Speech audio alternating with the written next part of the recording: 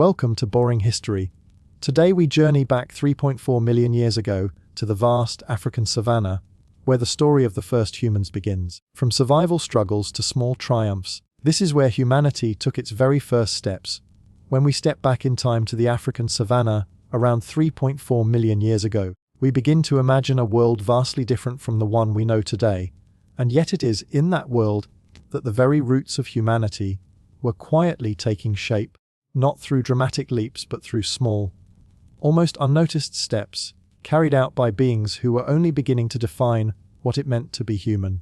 The savannah stretched out endlessly, an ocean of grasses rippling in the dry wind, punctuated here and there by thorny acacia trees, clusters of shrubs, and watering holes that would become magnets for both life and danger. It was in this wide, open landscape that early hominins, creatures who were neither fully ape nor fully human, found themselves testing survival strategies that would gradually mold their descendants into the people we recognize today. These beings were not storytellers, nor builders of monuments, nor masters of tools in the way we later became, but they were walkers, watchers, foragers, survivors in a land where the sun could burn fiercely by day and predators prowled silently by night. Their existence was precarious, shaped by the constant tension between hunger and the hunt, between finding water and avoiding becoming food themselves. Life on the savannah revolved around movement, and this was perhaps one of the earliest defining traits of our ancestors, the ability and the need to walk upright across vast distances in search of resources. The forested environments that once sheltered their ancestors were shrinking, giving way to more open terrain, and in that change came both risk and opportunity. To stand upright was not just a matter of posture, it was a strategy. For on the open plain, height provided an advantage, allowing one to scan the horizon for both predators and distant trees that might bear fruit. Walking on two legs freed the hands, and though these early hominins did not yet wield tools with mastery, the simple ability to carry food, young ones, or useful objects marked a subtle shift in how survival could be managed. Day after day, small groups wandered, bound together not by great strategies, but by the simplest needs to find something to eat, to locate water, to avoid being caught by the lions, leopards, and saber-toothed cats that shared the same ground. The diet of these early humans was as diverse as the landscape would allow. They scavenged for berries and fruits where shrubs grew, plucked leaves, dug for roots and tubers with their bare hands, and cracked nuts with stones. At times, they might stumble across the remains of an animal brought down by a predator, and with cautious determination, they would seize the opportunity to gnaw at marrow, filled bones or scrape at scraps of flesh, before being chased away by sharper teeth and more dangerous claws. These moments were not just meals but lessons. For marrow and meat offered rich energy sources that plant food could not always provide, and though they did not yet hunt in organized fashion, the taste of meat began to weave itself into the story of human survival. Each day's foraging was uncertain, and the savannah's offerings shifted with the seasons, demanding a memory of where certain trees bore fruit, a patience for when rains might bring grasses and roots, and a willingness to travel long distances when scarcity struck. The rhythm of daily life was not measured in hours or calendars, but in the slow movement of the sun across the sky, the calls of animals that signaled dawn, and the cooling winds that accompanied dusk. In the early morning, groups would stir, stretching their limbs, carrying the youngest among them, and beginning another cautious journey across the open terrain. The savannah was alive with sound, the trumpeting of elephants moving toward water, the distant roar of lions claiming territory, the chatter of birds sweeping overhead in search of insects stirred by grazing herds. To live in this environment was to be constantly alert, and even though these ancestors lacked the tools to dominate, they developed a keen sense of awareness, an ability to notice shifts in the air, movements in the grass, the sudden silence that signaled the approach of danger. Every rustle could be a snake, every shadow a predator, every watering hole a trap where crocodiles waited. Yet despite this constant peril, they endured, and endurance itself became their quiet strength. Shelter was a temporary matter on the savannah. Unlike forests where branches could provide cover or caves could offer protection, the open grasslands left little room for permanent dwelling. Early humans may have sought refuge beneath trees, clustering together in the relative safety of branches, or they may have chosen elevated ground to watch the night unfold. Fire had not yet entered their story, and the dark was absolute, filled with sounds they could not always identify. Nighttime was both rest and danger, a time when vigilance was shared among the group, when mothers clutched their young tightly, and when eyes strained against the blackness to catch the faint gleam of predators. The stars overhead stretched across the African sky, uncounted and unnamed, a silent witness to their struggle. Unlike later humans who would read stories in the constellations, these early beings had no language to capture the night, only instinct and the will to make it to dawn. Social life, though simple, was essential. Small groups formed the heart of survival, not out of choice, but out of necessity. Alone, a hominin was vulnerable, but together, even without advanced tools or weapons, there was strength in numbers. They moved as units, shared food when possible, protected the young, and perhaps through gestures, calls, and simple sounds, they communicated warnings and reassurances. There was no structured hierarchy, no chiefs or rulers, but the experience of elders likely carried weight, as memory of where food could be found or which paths led to water would have been invaluable. Bonds formed not through words but through shared struggle, through the act of keeping each other alive. The savannah itself was a teacher, a vast, unpredictable classroom in which lessons were carved not into stone but into bone and memory. To survive in this landscape required adaptability, and adaptability became one of the quiet, defining features of early human life. They could not run faster than the cheetah. They could not bite harder than the hyena. They could not roar louder than the lion. Yet they endured by noticing, by moving, by taking what was left behind, and by slowly, generation after generation, becoming creatures that relied not on sheer strength but on persistence. To track a wounded animal across miles, to outlast a predator by sheer endurance, these were skills not yet fully developed at 3.4 million years ago, but the seeds were being planted. In times of scarcity, these early humans would have faced immense trials. Drought could turn the savannah into a brittle, lifeless plain, waterholes shrinking to mud, grasses drying to dust.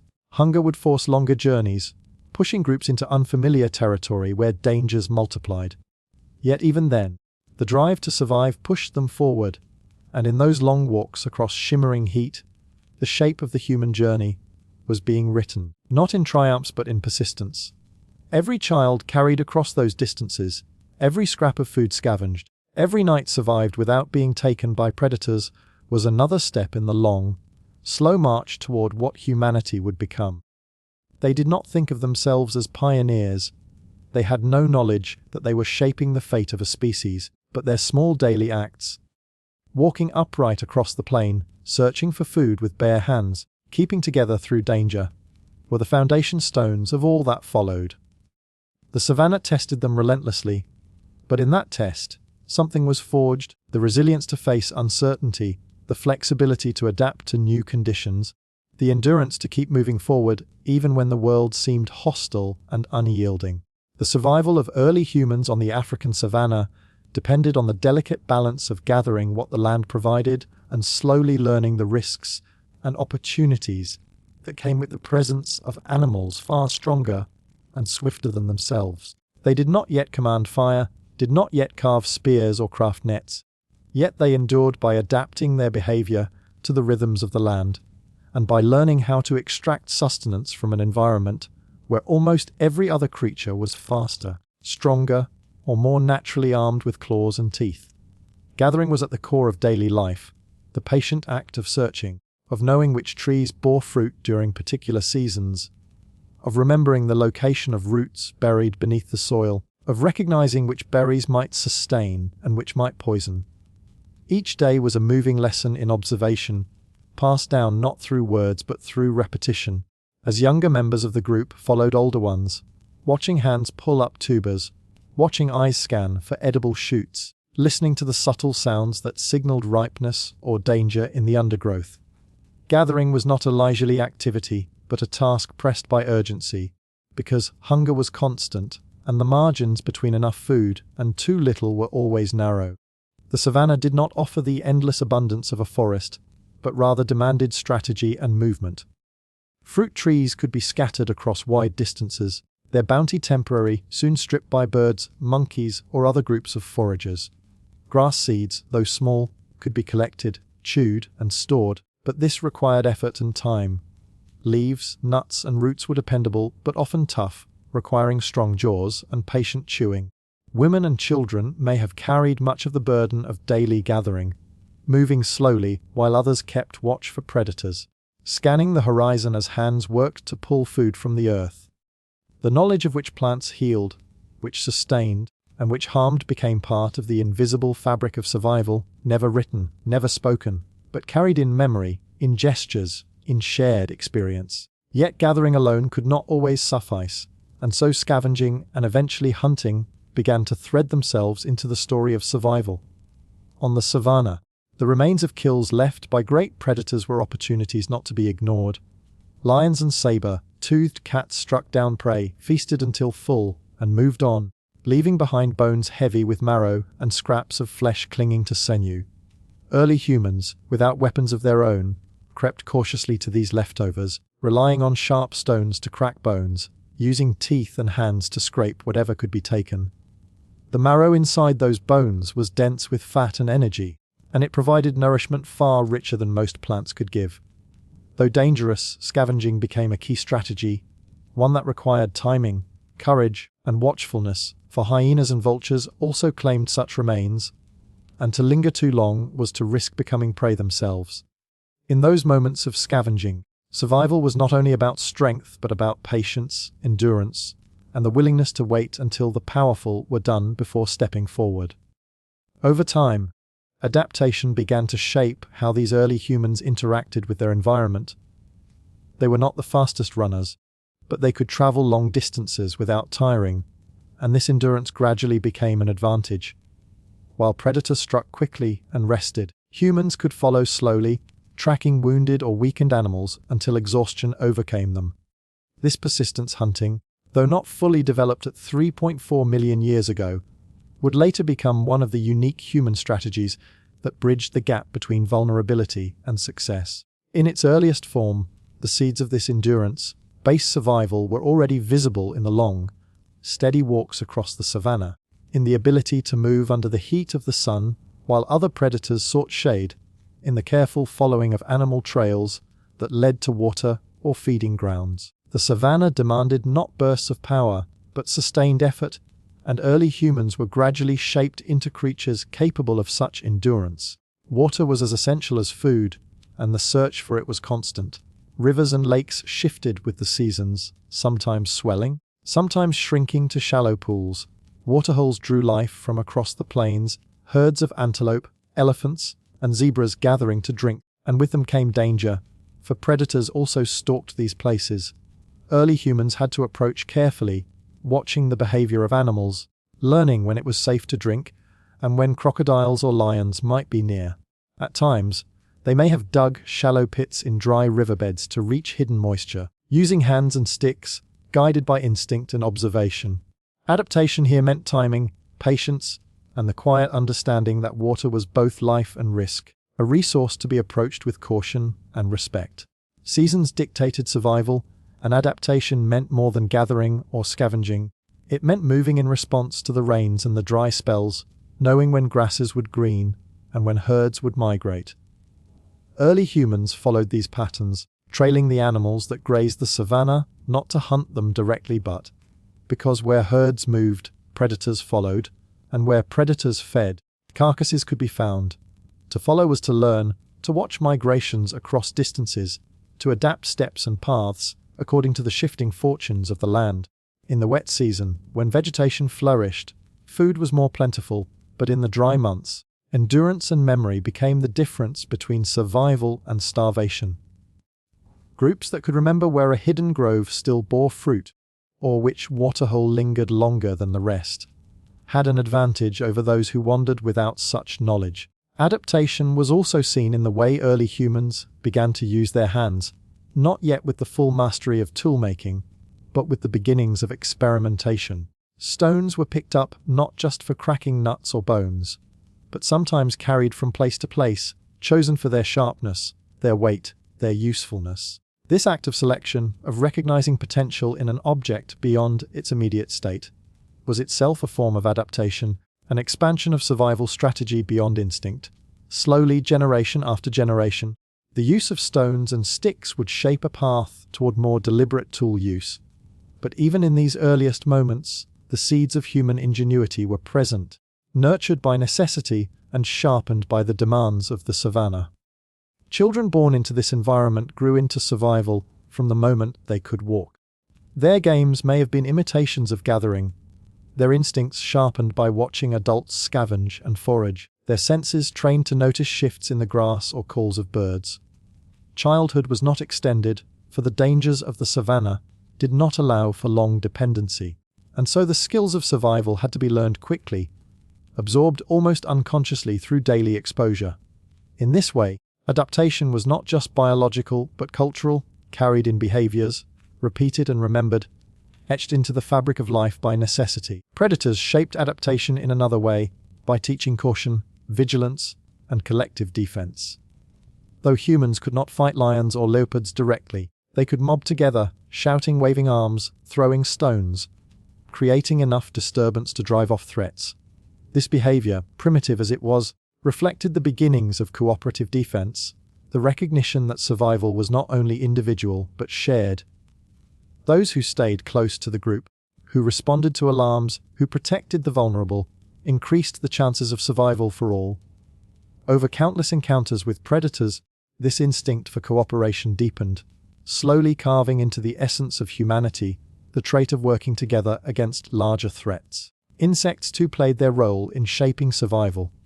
Termites, rich in protein, could be harvested with sticks, their mounds familiar features on the landscape. Ants and other insects provided supplemental food when larger meals were scarce.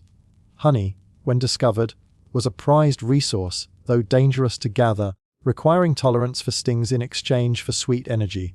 These small adaptations, these moments of resourcefulness, filled the gaps between larger meals, keeping groups alive when scarcity pressed hardest.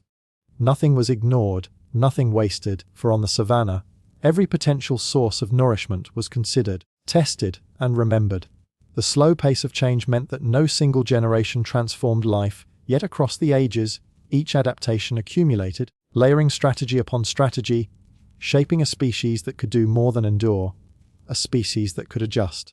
Survival was not about domination, but about fitting into the rhythms of the land, about finding niches where strength alone was insufficient. The gathering of plants, the scavenging of carcasses, the cautious steps toward persistence hunting, the carrying of useful stones, the vigilance at waterholes, the seasonal migrations across vast plains, all of these were strands woven together into the tapestry of human existence at that time.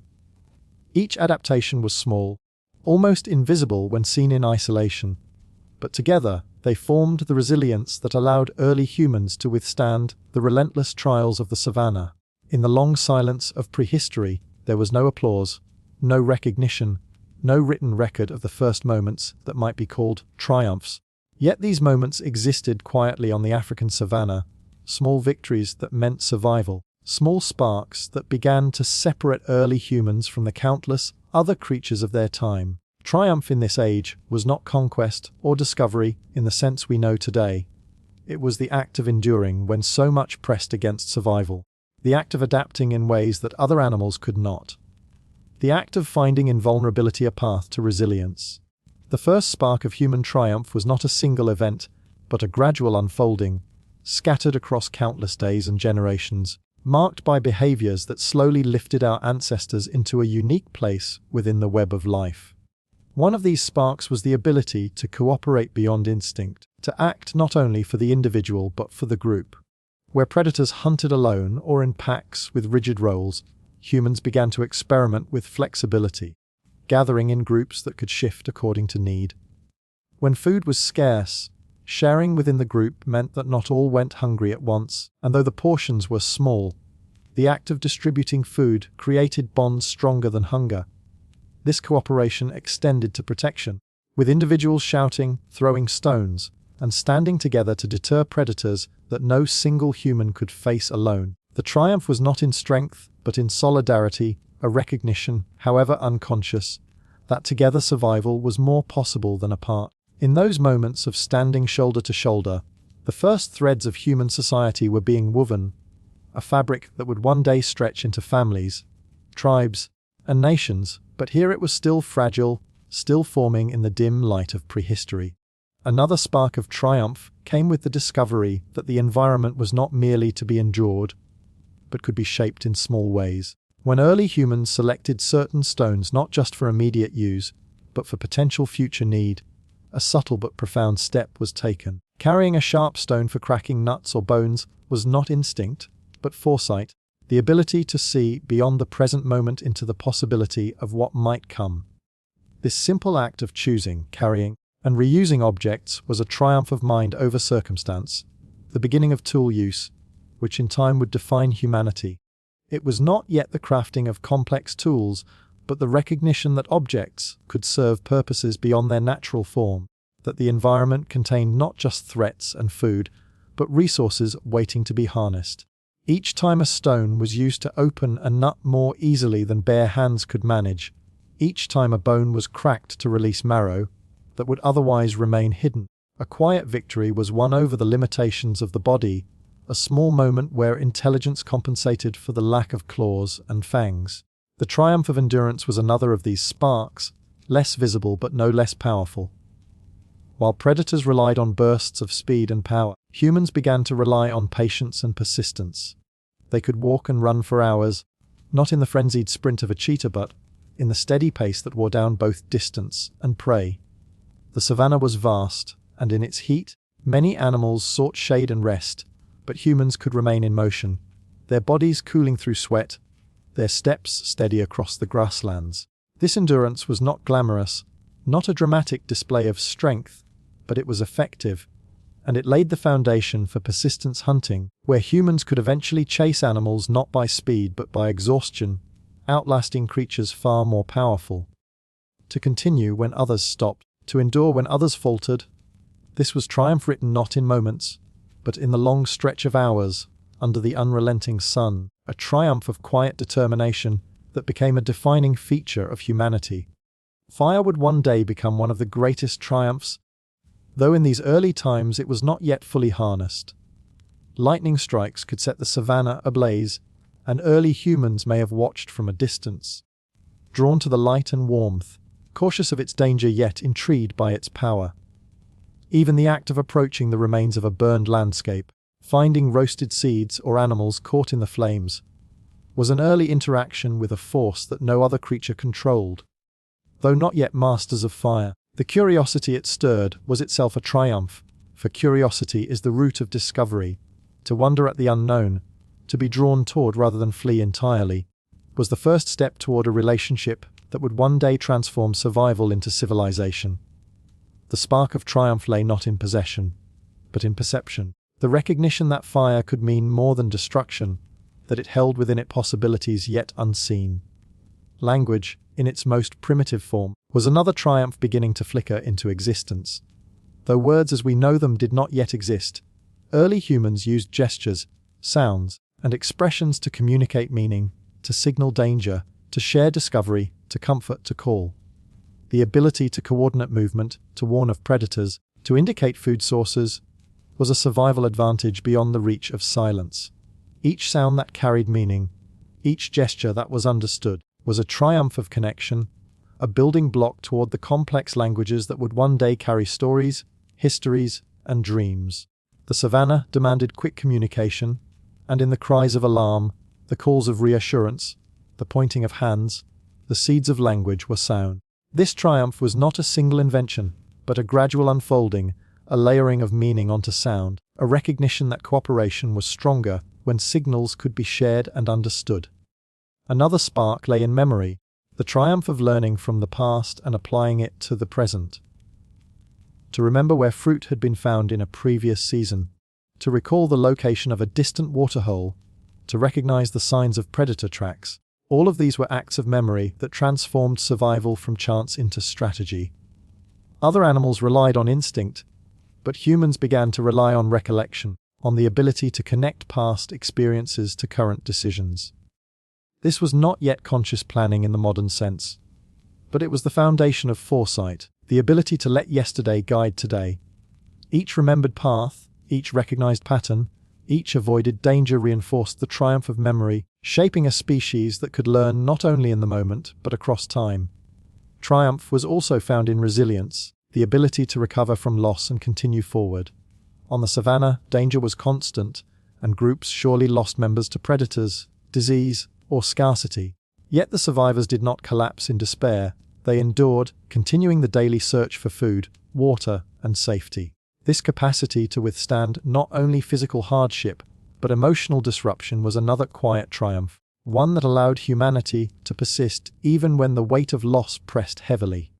The instinct to care for the young, to carry them, to protect them even in the face of danger, reflected a triumph of compassion, a recognition that survival was not merely individual, but collective. In the arms of mothers, in the watchfulness of elders, in the shared burden of raising children, the triumph of care took root, binding groups together in ways that transcended mere survival. The spark of triumph was also visible in the willingness to explore. While many creatures remained bound to familiar ranges, humans began to push outward, to test the boundaries of the savannah, to move into new territories in search of resources. This restlessness, this drive to step beyond the known, was both risk and reward. New areas held unknown dangers, but also new opportunities. And the courage to move forward, rather than remain in place, was itself a triumph of spirit. This tendency would one day carry humanity across continents and oceans. But even in its earliest form, the willingness to walk beyond the familiar horizon marked humans as different. Each step into new land, each discovery of food or water beyond the known paths, was a small victory, a spark of triumph that hinted at the vast journeys yet to come. Even in the smallest details of daily life, triumph was present. The careful selection of a resting place, the choice of higher ground for safety, the gathering of branches for shade, these were not instinctive but deliberate actions that reflected awareness and decision-making. Every choice that improved safety, comfort, or efficiency was a victory over circumstance, a shaping of environment rather than mere submission to it. These choices accumulated, layering resilience upon resilience, until what began as survival became something more, a pattern of triumphs that defined the trajectory of a species.